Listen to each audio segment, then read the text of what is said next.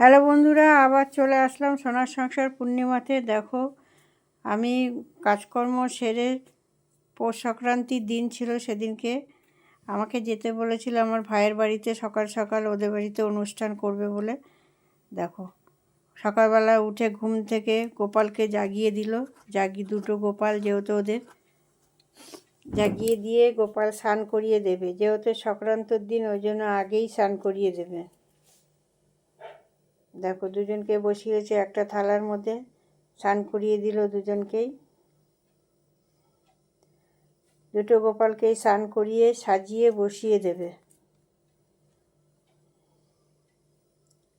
আর এদিকে দেখো, আমার ভাইয়ের বউ এদিকে ঠাকুরকে ভোগ দেবে বলে পায়েস করতে বসিয়ে দিয়েছে, আর এক হাতে ময়দা মাখছে। দেখো, এদিকে ভাইয়ের ছেলে সাজাচ্ছে ঠাকুর ঘরটা।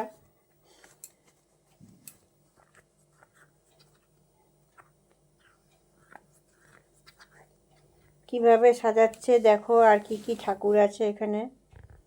দেখো, সরস্বতী ঠাকুর, এই যে পাশে রান্নাঘর। দেখো, পায়েস হয়ে গেছে, এরপরে লুচি ভাজছে।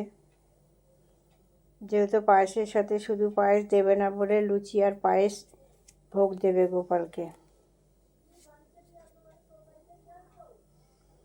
দেখো, বানানো হয়ে গেছে, বানানোর পরে সব সাজিয়ে দিয়েছে। আর দেখো, ওদের দুটো গোপাল দেখলে চান করালো, আর সাজিয়ে দুজনকেই বসিয়ে দিয়েছে। কত সুন্দর সাজিয়েছে। আর তোমরা কেমন আছো? আশা করি ভালো আছো। তোমাদের ভালোবাসা আমিও ভালো আছি।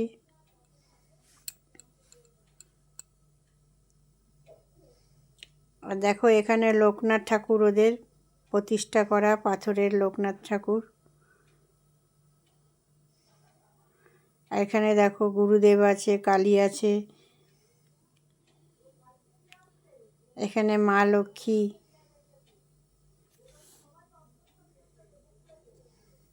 এখানে আছে মনসা ঠাকুরের ফটো আর সরস্বতী ঠাকুরের মূর্তি।